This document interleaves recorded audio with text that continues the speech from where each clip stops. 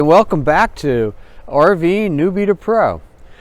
We're camping here in Texas. We get a lot of people that come in, the first timers, they're newbies, and they're out with their RV and they want to have a great weekend, but they don't know what to do as far as how to hook it up. And so we know that there's a need for this video, and this is why we are making it. It's to teach you the correct way, once you're into your site, how to hook up your RV electric, water, and septic, and the safe way of doing it. When you're backing into your RV site, the first thing you want to do is have somebody outside spotting you to make sure that you're not going to run into any trees, poles, or anything that's around your site. So just remember, your spotter, if you can't see the spotter, they can't see you, and it's not going to help. So make sure you can see each other and communicate very well. Then once you're backed into your spot or pulled into your spot, you want to do a walk around your RV and make sure that if you put your slides out, you're not going to hit a tree, or if you put your slide out, you're not going to hit the power post, and everything is where you want it to be so that your positions are correct, whether you have enough room in the back to park your tow dolly or your car on the other side. So do a quick walk around, because once your levelers are down, it's more of a hassle to move. You can do it, but it takes more time. So once you've decided you're in the right position, in the right site, check your site number, make sure it is the right site that you booked. Then the first thing you want to do is put down your levelers. So what we do when we put our levelers down is we will put them on a piece of wood, is what I use. And you can use plastic or you can use rubber, it doesn't matter, but it's very important that you do this. The reason why you want to do this is it insulates your RV from the ground. And there's been instances with lightning strikes in the area that the lightning has actually gone up into the RV and blown out some of the computerization in your refrigerator or electronic ignitions and so forth. So this prevents that. So it's also when you move in your RV, if you have the levelers down on concrete, sometimes it grinds a little bit as a moving noise. This eliminates that too, so it's a little bit more comfortable. So it's highly recommended that you use a leveler with something underneath it, an insulator. So once you have your RV level, then I put out my slides. I've already checked to make sure you're not going to hit anything, so you want to put them out and just once again do great caution and double check. It's better to be certain than it is to hit something. So once your slides are out, the next step is to connect your electricity. Now when you do your electricity, on your post back here,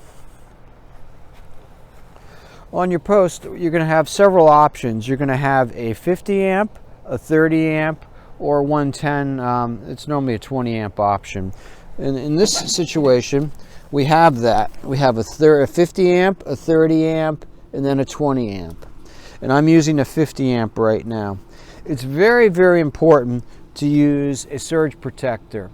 What that does is it prevents any surges of electricity, or high or low, from affecting your motor coach. It's a safety issue, so it's very important that you get one. The reason why I use this one by Power Watchdog, Hughes makes it, and it's called the Power Watchdog, is twofold. First of all, if the circuitry does absorb a power surge, that circuitry can be replaced for $30. So I don't have to throw the whole thing out. I just call them up, they send me a unit, I pay for it obviously, and I install it, and my surge protector is good to go again.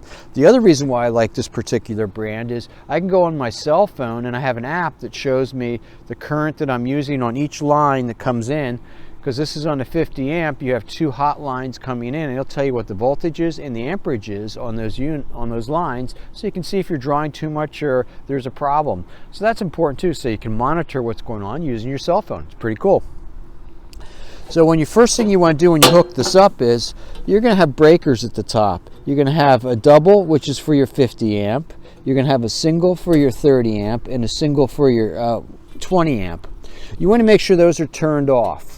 Then you're going to plug your surge protector in without the motor coach attached to it, which is in here. So that's not going to be on here. You're going to plug it in, and you're going to make sure, turn the breaker back on, make sure your lights are all indicated that you have the proper service and there's no problems. Then once you know this, everything's okay and as it should be, turn the breaker off, take your motor coach, your RV, and you're going to plug it in, and then you're going to come back and turn your breaker back on again. So you're not going to plug it in, as I call it, hot. That's not a good way of doing it. You want to make sure you always turn your breaker off when you plug it in, and vice versa. When you're unplugging it, turn your breaker off also. So you're going to repeat that. I took a baggie and I ripped the edges and I wrapped that around my connection so that when it rains, it just keeps it more dry. It's a simple tip that really doesn't cost anything, and it's just an extra precaution.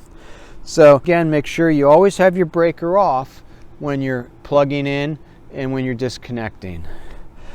And never ever take a 30 amp, convert it to a 50 amp, because what's going to happen is you're going to put more electricity into your unit that you can accommodate.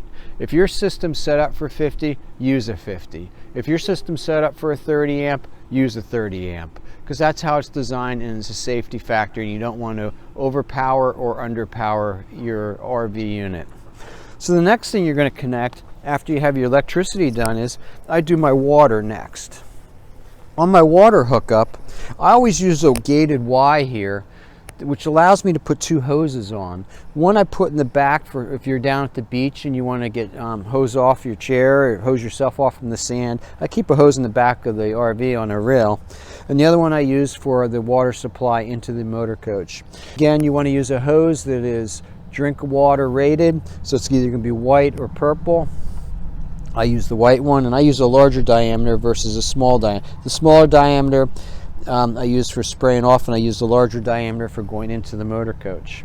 So what you want to do before you connect this is you're not going to have anything on. You're going to open your spigot and just flush it out briefly. Then you'll put on your hose, and then you'll go over, and before you attach it to your motor coach, you're going to turn it on again, and you're going to flush it out. What that does is gets any bugs or insects or dirt out of the line, so you're not pushing it into your water system inside the motor coach. And then what I also have is a pressure gauge, a regulator, that'll tell me how much pressure water's coming in. I use a filter inside. This is my pressure gauge. It's a little high right now. It's saying it's a little above 50. I need to turn that down. That should be right around 40 pounds, and which is very simple with a screwdriver, turning that in, and it'll all be adjusted. So then once you have your line flushed out, you're going to connect it right here into your water system or wherever your water system connection is. But important, make sure you flush it out first, and then that's connected. The next step then, so you have your electric on, you have your water on, now you're going to connect your septic line. The septic line, what's important with that is to make sure you have a clear elbow when you connect it on. This way you can see the flow of dirty water coming out, and you know when you're done draining it. You're going to take your hose and you're going to run it to your dump port, and I'm going to have an elbow down there.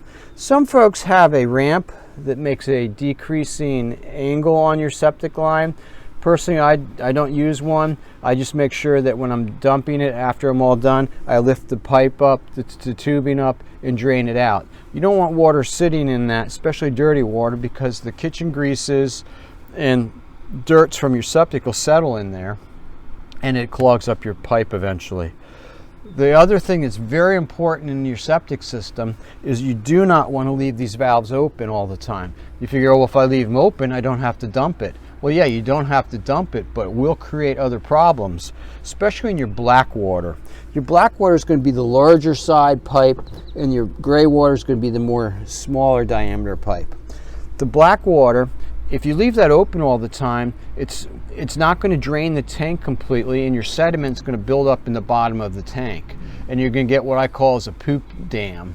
And you don't want that, because that'll clog up your system. So you only want to dump that when you know it's ready to be dumped. And then you dump it completely. Then what I do is I have a little hose here. This is my flush tank for washing out the tank. And I leave it disconnected till I'm ready to use it. Then I put it on this valve. And this is very important fitting here. That is a backflow prevention device, which prevents any nasty water in your septic system from going back into my water system. So you make sure you have a backflow prevention on your water supply. And then I'll push this on, and I'll turn that valve on, and that'll flush the tank out with some water, and I can see it coming out until it's clear. Then once it's clear, I turn it off. So you always want to dump your black water first. and then you're going to dump your gray water. The reason for that is the gray water will wash out all the black water in your system, and it keeps it cleaner, and it's nicer for you when you go to take it apart. So once your black water's washed and rinsed, you close that valve, then you open your gray water, let that dump out completely, close your valve, and you're good to your next dumping. Do not leave the valves open, because your tanks will not get completely emptied there at that point in time, and sediment will build up inside, and you're asking for a problem. Once you have everything all connected, you enjoy your camping trip and you're good to go. I dump my tanks every other day. Some people have to do it every day. Some people do 3 or 4 times a week. It doesn't matter. Just look at your gauges and get a feel for how much wastewater you're going through, and that's how often you dump your tank. When you're ready to leave camping, you just do the reverse of what we just went through. The first thing I'll do is I'll disconnect my septic, and I use my hose in the back to actually rinse it out, and I'll spray it out down the drain, and I'll put it all back in the plastic bin that I keep it inside, and stow that away for my next time. Then I take my water supply, I turn that off, take the hoses out, wrap them up, put them in storage till next time I need it. And then the final disconnect outside would be my electric. Again, before I disconnect it and unplug it, I turn the breaker off, put my cords away, and I'm all set with that. Just make sure you don't leave any fittings behind, and don't leave your surge protector behind, because you'll need them for your next visit, wherever you go. And then once I have all my connections put away, I'll put my slides in, because I'm just doing the reverse of what I did when I set up. Then once my slides are all in, I'll come back out and I'll do a walk around, make sure I didn't forget anything, and then when I'll warm up my engine, and then I'll raise my levelers, and then once my levelers are up, I'll pull out the wood underneath, stow them, and I'm good to go. The other thing that I didn't talk about is, and I use it, it's on the other side, is a wheel chalk. When you're parking, the first thing you should actually do is put a wheel chalk in. And what that'll do is prevent you from, if something rolls, it'll stop. If your brakes fail, it'll keep you from rolling. So other than that, happy camping. Thanks for watching. Don't forget to subscribe to us, because you never know what we're going to get into next, and we don't want you to miss out on a special that may help you enjoy your RVing and camping even more than what you do now. Have a great day. See you later. Bye.